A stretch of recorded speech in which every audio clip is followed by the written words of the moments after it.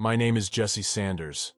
I wrote this before I had done much research on the subject of NDEs. I did not want my perception to be altered by other stories. I shared my story a little over a week ago, and it has been read over 2,000 times, shared on Facebook over 600 times, and has traveled all over the world. I am humbled by emails of people who have personally told me what my story meant to them, and have also connected with others who have had NDEs, including my dad, who I would never have known about his unless I shared mine. It took courage for me to share it so publicly, but it had been the best thing I have ever done. So I thought, why not share to the audience here at Peculiar Stories too? You know those moments in life that really make a difference. Moments which snatch you right out of your induced, hypnotized state of selfish perception. They shake your core, opening your spiritual self to everything beyond. For a second in infinity, you realize the insignificance of everything, except for love. Well, I have a story to share with you. A true story. My story. It is far from easy for me to share this so publicly. As a matter of fact, hardly anyone knows about this most profound experience I went through recently. I kept it to myself for a while, terrified to open up to anyone about it. I needed time to contemplate the meaning and wrap my head around the experience itself. Plus, there is the fear of sharing it with people. What will they think? How will I be judged? Will anyone actually believe me? The response from the few people I have slowly told has given me courage to get past those holdups. Their reactions have reminded me that even a personal experience can have a rippling effect in others' lives. That no matter how hard it is, some stories are meant to be told. I am ready now. I hope you are too. This is my story. Nothing shakes a family quite like illness can. A year ago, some very concerning symptoms started happening to me. For a young, relatively healthy female, I wasn't too worried at first. Until the medical tests kept coming back negative, and my symptoms kept getting worse. My doctors and I started at the bottom and worked our way up the ladder of every possibility, but to no avail. No test revealed a problem, no medication helped, and even minor surgical procedures didn't stop my problems.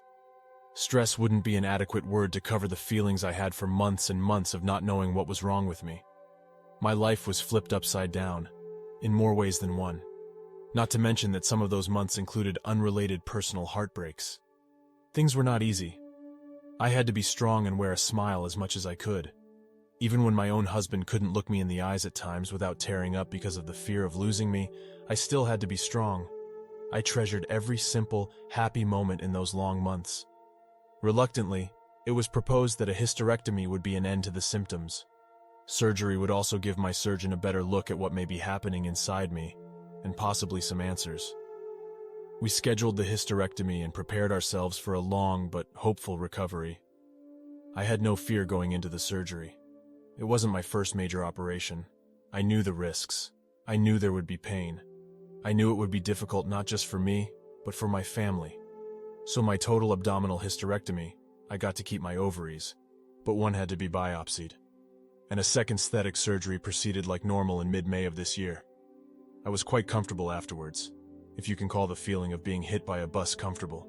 When I was recovering in the hospital, I had a morphine drip that I could push every 30 minutes. My midsection was wrapped, and I had a very sexy drain tube coming out of my stomach.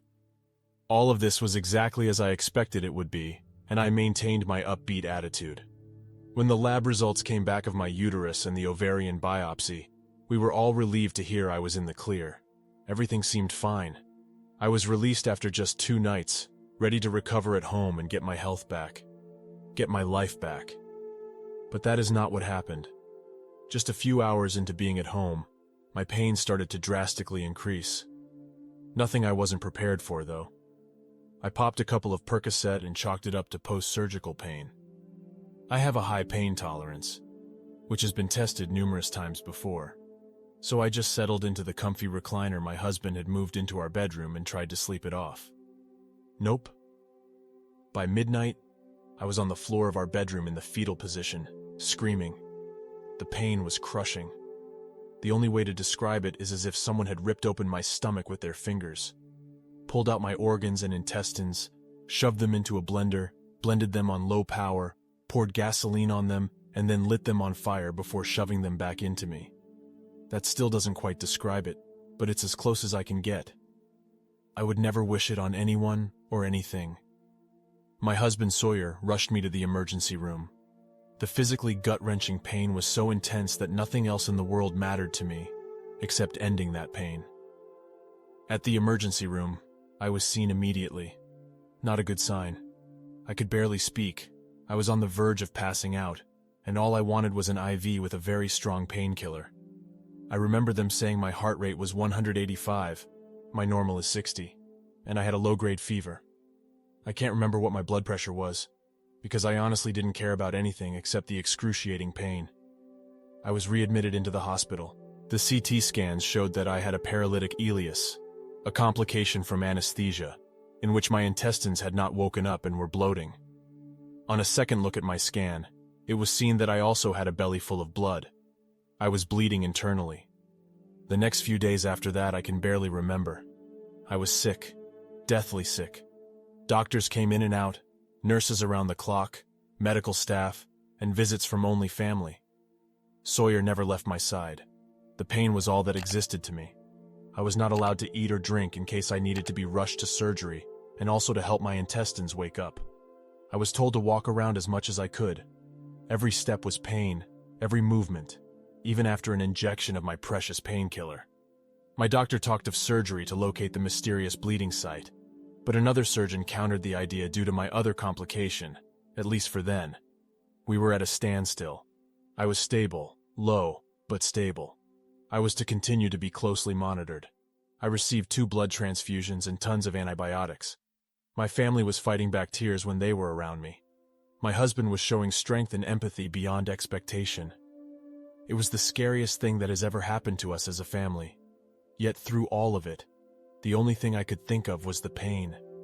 I hurt so badly. Pain was my world. Pain that I could not imagine any living thing having to ever experience. I barely slept because I was so uncomfortable. When I did manage to close my eyes for a few minutes at a time, I dreamt only of the pain and fear, usually scaring myself awake. Except for one night. My eyes opened and I was surrounded by white. No walls, no floor, only misty white space. I was standing up straight and tall, a feat that I had been unable to do since the surgery and the pain. The pain. To my utter surprise, it was gone. I was comfortable and warm, calm even, feelings I had long forgotten about. My body wasn't sick anymore. I felt light and smooth. I was wearing a soft, simple white gown. I felt amazing. In the distance, through the mist, I saw him, Anthony. He was sitting on a white bench and waiting for someone. As I approached, he stood and turned to face me. I was so happy to see my long-past friend again. It seemed as if time had stopped, and there was a strange formality about everything. He smiled his famous smile at me and placed his right hand on my left shoulder. No words were spoken between us, but his eyes were locked on my face. That is when I saw it start to appear. Behind Anthony and to my right, a brilliant light. It was small at first, but growing brighter, stronger. It was the most glorious thing I have ever witnessed, radiating colors and feelings of which words could not ever possibly describe. Sparkling hues of golden blues and love. It was brighter than the sun, but didn't hurt my eyes to look directly into it. Heavenly. I could not look away. The feeling I had was similar to a feeling of seeing the person you love after being away from them for too long. That light was pure, unconditional love, and I felt it. It was everything. It was everything that ever was and ever will be. I wanted to be part of it. The urge to follow it, walk towards it, melt into it was overwhelming. I belonged there. It was calling to me, waiting for me. I looked back into Anthony's eyes, his hand still on my shoulder. I was overwhelmed with joy and love. The expression on his face confirmed what I knew. Yes, that was the light, and Anthony was there to walk me into it.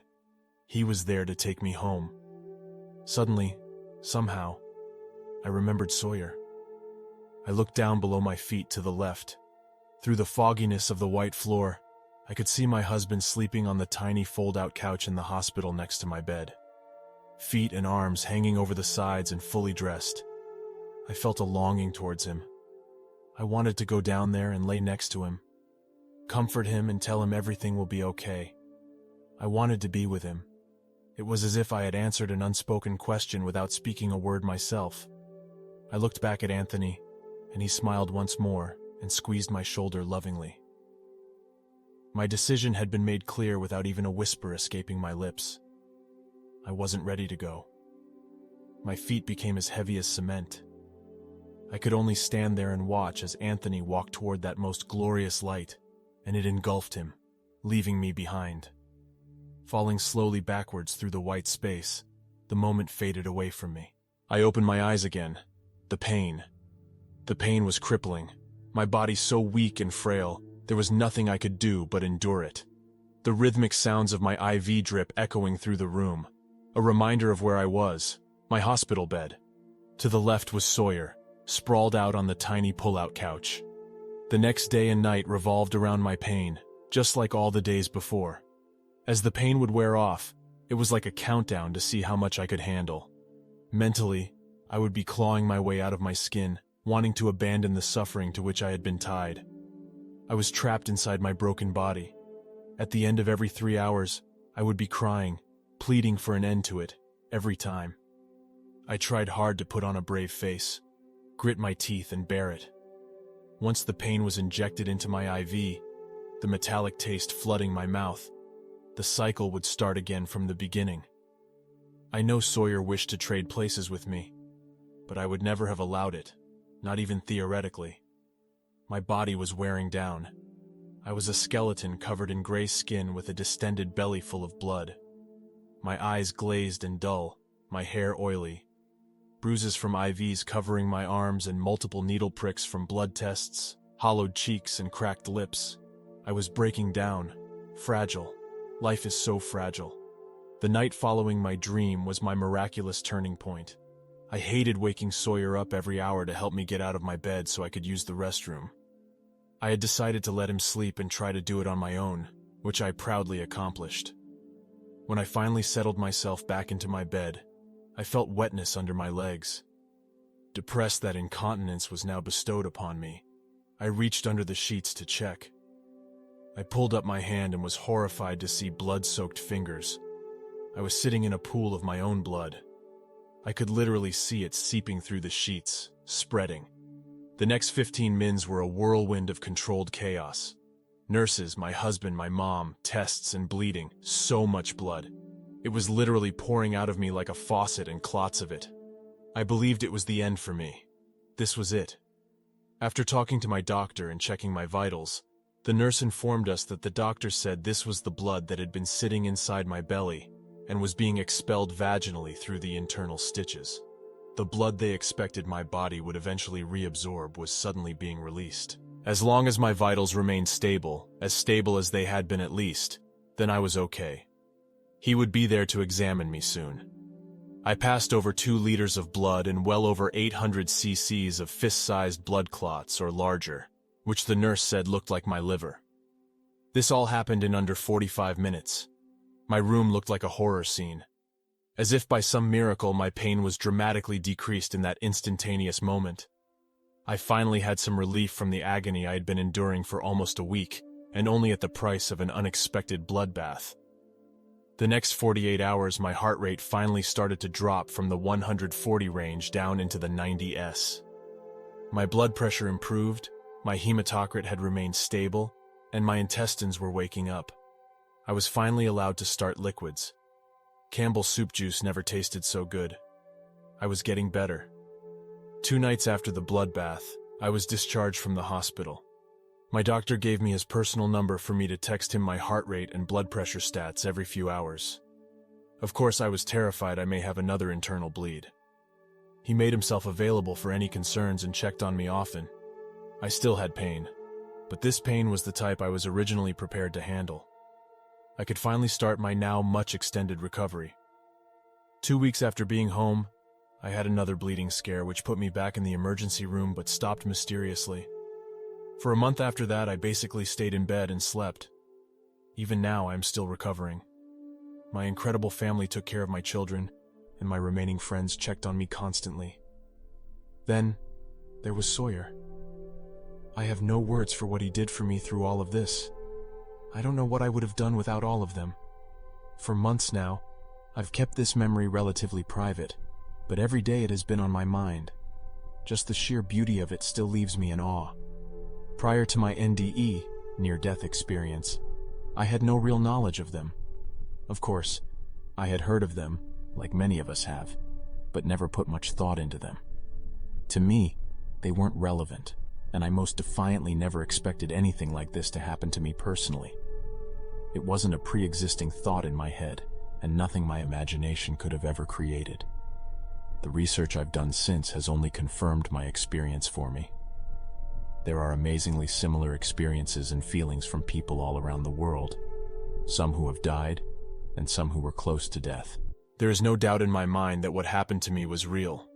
This story is not meant to be preachy. I have always considered myself to have a healthy balance between faith, spirituality, and science. I have not changed my views. Rather, I believe it has solidified what I've always felt in my heart and soul to be true. I've always believed that God is love. There is a greater energy out there that we are all bound to, and I am witness to it. I need no other explanations. What I am left with is a knowing, the existence of a higher power. Any doubt that I may have ever had about an afterlife or heaven has been erased. It exists. I no longer fear death. I fear pain, but not death. Death itself is the most beautiful thing you will ever experience. I have stood at the edge of eternity and had the divine privilege to choose to come back. I made that choice for Sawyer, for love. Even as I type that, I am tearing up. I no longer question the purpose of life. I feel more peaceful than I ever have before. Although pain, selfishness, and brutality will sadly always be part of this world, I know that there is a world of love and light beyond this, a place of peace beyond what our mortal bodies can comprehend, and it is waiting for me and waiting for you. Jesse Sanders. Watch this near-death experience next about a woman who had a mind-bending story with so much insight, you simply don't want to miss it.